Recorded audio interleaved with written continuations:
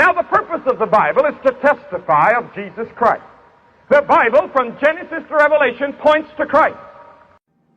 The Bible is true in a very strange way.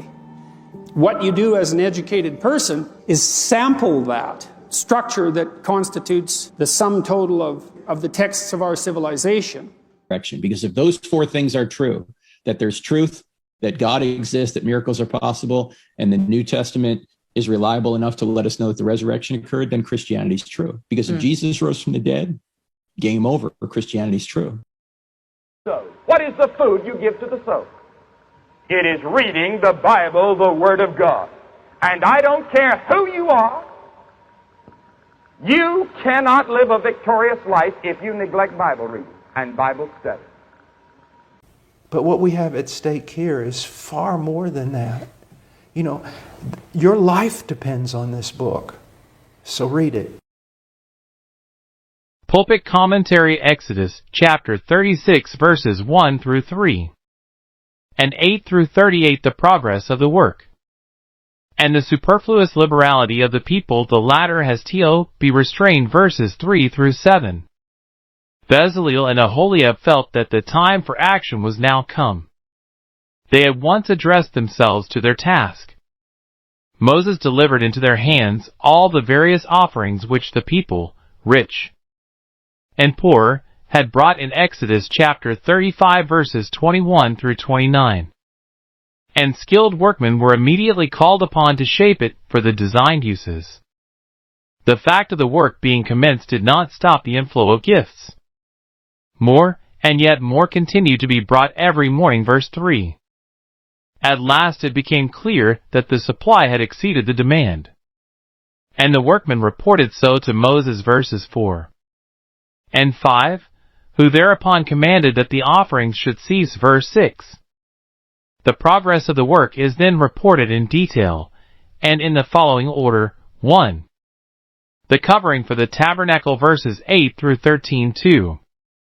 The goat's hair covering for the tent above the tabernacle, verses 14 through 18:3. The outer coverings of ram skins and seal skins, verse 19:4. The boards for the walls of the tabernacle, verses 20 through 35. The bars for the boards, verses 31 through 34:6. The veil of the most holy place, verses 35 and 37.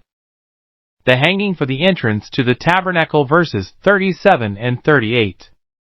The chapter, from verse 8, runs parallel with chapter 26, differing from it mainly in describing as made that which in chapter 26 is ordered to be made. Verse 1. Then wrought Bezaleel, etc. This is introductory to the entire subsection, which extends to the end of chapter 39. It means then, under the direction of Bezaleel and Aholiab, began the work of constructing that place of meeting for which commandment had been given to Moses in the mount. The master craftsmen and those under them wrought and took care that all was done according to all that the Lord had commanded. It is to mark the exactitude of the obedience that chapters 36 through 39 follow so closely, and with such minuteness, the wording of chapters 26 through 28, verses 2 and 3. Moses called Bezaleel, etc. Having received sufficient materials for a beginning, Moses summoned Bezaleel, Aholiab, and their chief assistants to his presence, and delivered into their hands the various offerings, the wood, the metal, the precious stones, the thread, the goat's hair, the ram's skins, the seal's skins, etc. Upon these materials they proceeded at once to work. They brought yet unto him free offerings every morning. The people still continued to give. Freewill offerings kept continually flowing in. Morning after morning a fresh supply was brought to Moses, who passed it on to those engaged in the work. Verses 4 and 5. At last, remonstrance had to be made. The workmen were cumbered with an overplus of material and embarrassed to riches, and came in a body to Moses to make complaint. All the wise men came, every man from his work. With the cry, the people bring much more than enough, we are hampered in our work by the too great abundance, let an end be put to it.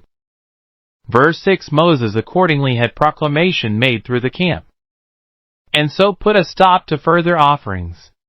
Verses 8 through 38. The remainder of this chapter requires no comment, since it goes over ground already covered. The passage from ver. 8 to ver. 18 corresponds exactly with Exodus chapter 26 verses 1 through 11, that from verses 19 through 34. With Exodus chapter 26 verses 14 through 29, that consisting of verses 35 and 36, with Exodus 26 verses 33 and 34. And the two concluding verses with Exodus chapter 26 verses 36 and 37.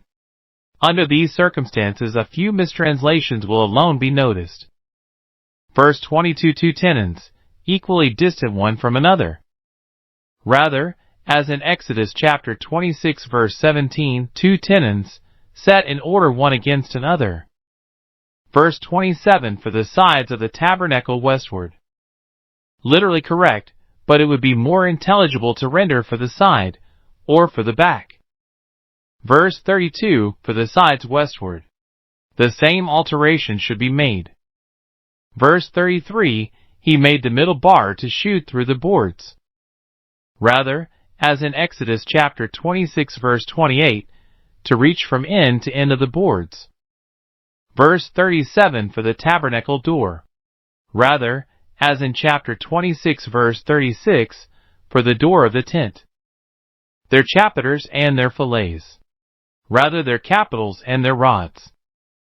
These had not been previously mentioned.